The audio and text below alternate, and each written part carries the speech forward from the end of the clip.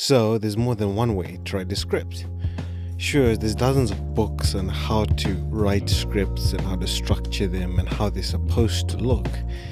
But there's one thing that they don't do, and that's teach you how to give life to the script, to give life to the reader. Because it's not about the story you're telling, it's about how you tell it. Which brings me to this guy. This badass right here, Walter Hill. Some of you will know him for giving us films like 48 Hours, and some of you will know him for writing his cult masterpiece, The Warriors. His films include The Driver, Hard Times, and Streets of Fire. Here's the thing about Hill though. He's the only screenwriter who does what he does, and he's the only screenwriter who leaves your jaw on the damn floor after reading his work. So what do I mean? Up until I started reading Walter Hill scripts, I thought all scripts looked like this, or this. And I started to think to myself, isn't there a better way of doing this? Like, seriously. So here's the opening scene from Alien. Extreme close-ups of flickering instrument panels, readouts and digital displays pulse eerily with the technology of the distant future. Wherever we are, it seems to be chill, dark and sterile. Electronic machinery chuckles softly to itself.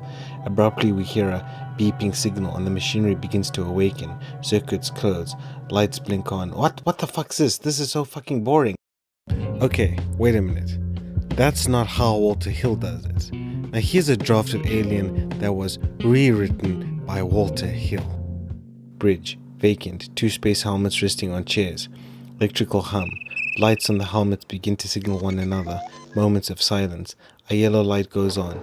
Data mine bank in background. Electronic hum. A green light goes on in front of the helmet. Electronic pulsing sounds. A red light goes on in front of the other helmet. An electronic conversation ensues, reaches a crescendo, then silence. The lights go off, save the yellow. Holy effing shit. Did you just see that? How simple it is, in just a few words, to write a scene. We're immersed in the scene. Looking at the page, there's just so much space, but this gives us so much more. It gives us room to fill it with our own imagination. And if you're a director, to interpret the scene in your own unique way. This is what I'm talking about. A new way of writing, a new way of making the reader a part of it. In my recent discovery of Hill and his screenplays, I started to investigate where it came from, this unique style that I hadn't seen before. And there's a few places to start. I was able to find an old interview with Film International, and in this interview, Hill talks a lot about his screenwriting style, and a screenwriter by the name of Alexander Jacobs, who wrote the films Point Blank and The 7 Ups. He describes the experience as follows. Alex Jacobs' script of Point Blank was a revelation. He was a friend, a wonderful guy. He looked like a pirate, funny and crazy. This revelation came about despite a character flaw of mine. I've always had difficulty being complimentary to people whose work I admire when face to face with them. This is not the norm in Hollywood, where effusiveness is generally a given. Anyway, a mutual friend told Alex how much I admired Point Blank and John Boorman. Alex then very graciously gave me a copy of the script. This was about the time he was doing the 7 Ups. He goes on, I was dissatisfied with the standard form scripts were written in. They just all seemed to be a kind of supplementary blueprint for shooting a picture and generally had no personal voice. Mine were tighter and terser than the average, but I was still working with the industry template and not too happy about it.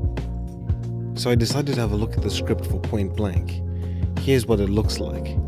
Just look at that. Simple and effective and fucking awesome, period. It seems Jacobs' writing had a lifelong effect on Hill's way of penning a page.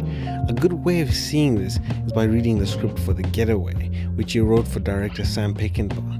You'll notice that it's very conventional. I actually thought it was too long and typical. But when Hill discovered his style, oh boy, he made an innovation, and you could definitely see the difference.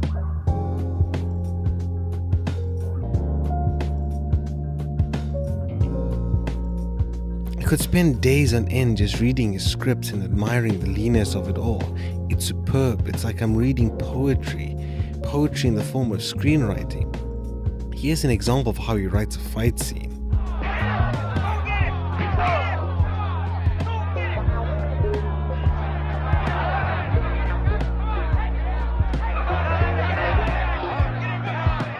When most screenwriters go over the edge with so much graphic detail, Hill focuses on what needs to be said, and therefore what needs to be shown.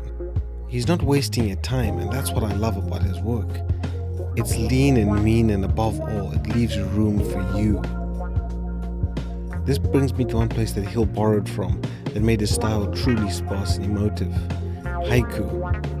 For those of you who aren't too aware of haiku, I was able to pull this from Wikipedia. That's right, good old Wikipedia.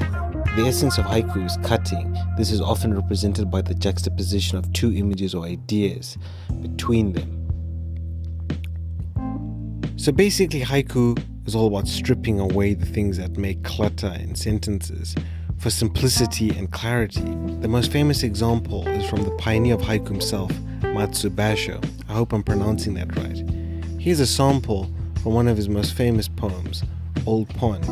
Translated, we get this: Old pond, frog leaps in, water sound.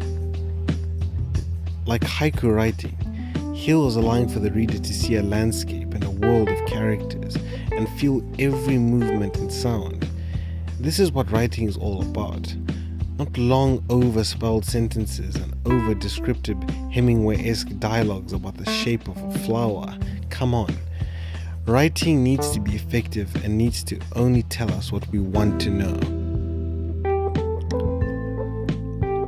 I've been experimenting with haiku myself in notepads, and whilst it takes time to adjust to the freedom you're given, the difference is noticeable.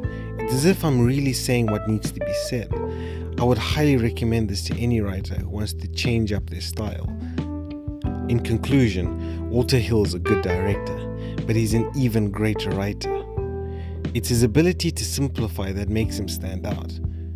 Beyond this, for any director who wants to understand scripts better, he's the first guy I would recommend they read. Forget what film school tells you to read. This guy is who you've got to read.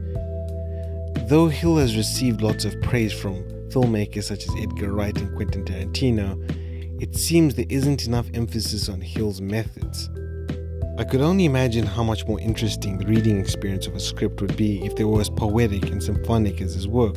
And although there's always room for gigantic manuscripts in the traditional sense, I do think experimenting with the form is a way to push things into a different direction, and it could be a way of getting the attention of that burnt-out script reader at a studio. Heck, it might even just be a way of challenging ourselves with a new form. And that's the point of art, to challenge ourselves. P.S. Walter Hill is fucking awesome. Thanks for watching.